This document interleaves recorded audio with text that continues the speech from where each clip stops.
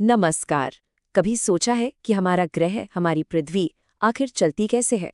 आज हम इसी के कुछ सबसे बुनियादी लेकिन दिलचस्प सिस्टम्स को समझने की कोशिश करेंगे, वो भी एनसीईआरटी के भूगोल पाठ्यक्रम के आधार पर। चलिए एक बहुत ही सीधी सी बात से शुरू करते हैं। हमारा पर्यावरण, यही तो हमारे जीवन का आधार है। सोचिए, इसी से हमें सांस लेने के लिए हवा मिलती है, पीने के लिए पानी और रहने के लिए जमीन। है ना, कितनी जरूरी चीज। तो आइए जरा और गहराई से जानते हैं कि ये पर्यावरण आखिर है क्या। तो सवाल ये है कि ये पर्यावरण जो हमारे लिए इतना इतना अहम है, आखिर बना किन चीजों से है? चलिए पता लगाते हैं।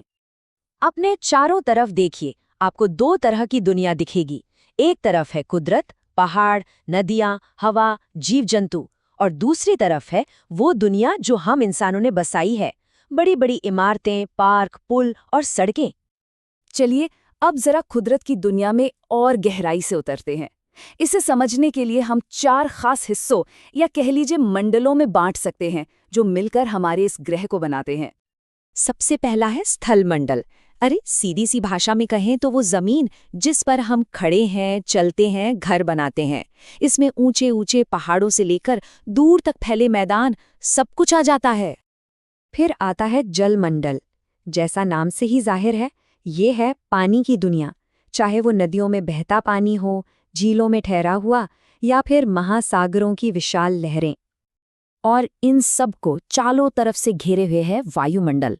ये हवा का एक ऐसा कंबल है जिसने हमारी पृथ्वी को लपेट रखा है, जो हमें सूरज की खतरनाक किरणों से बचाता है और यहाँ जीवन को मुमकिन बनाता है।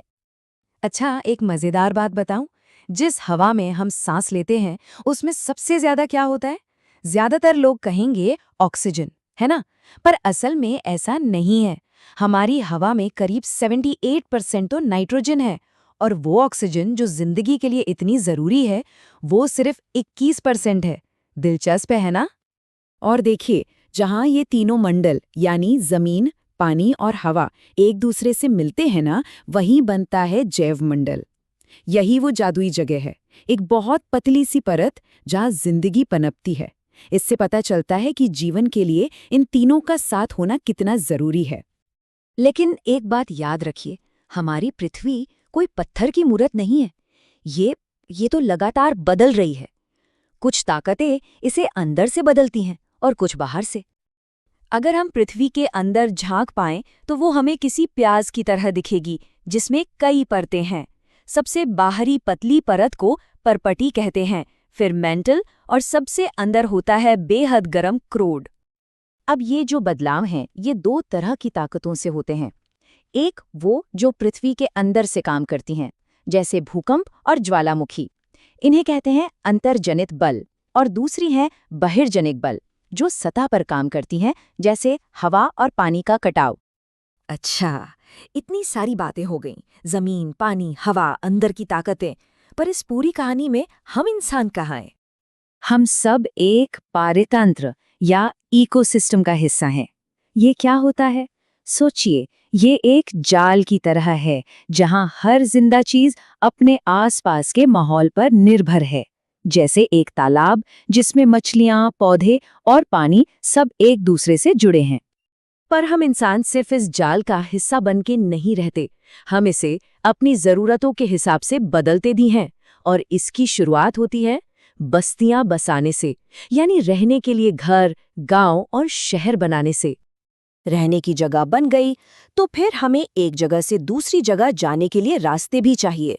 तो हमने बनाए परिवहन के बड़े बड़े नेटवर्क्स, सड़कें, रेल लाइनें, और फिर एक दूसरे से जुड़ने के लिए बनाए संचार के साधन। तो आप देख रहे हैं कैसे हमारी हर एक्टिविटी इस ग्रह को एक नया रूप दे रही है। और यहीं पर आकर हम एक बहुत जरूरी, शायद सबसे जरूरी सवाल पर पहुंचते हैं, वो है संतुलन का सवाल। तो हमने अब तक क्या समझा? यही कि पृथ्वी एक डायनामिक सिस्टम है जहां सब कुछ एक दूसरे से जुड़ा है। कुदरत की ताकतें और हम इंसानों के काम सब मिलकर एक बहुत ही नाजुक संतुलन बनाते हैं, और इस संतुलन का बना रहना ही हम सबके लिए जरूरी है। तो ये पूरी चर्चा हमें एक बड़े सवाल पर लाकर छोड़ देती है। इस नाजुक संतुलन को बनाए रखने में हमारी क्या भूमिका है? इस पर सोचिएगा जरूर।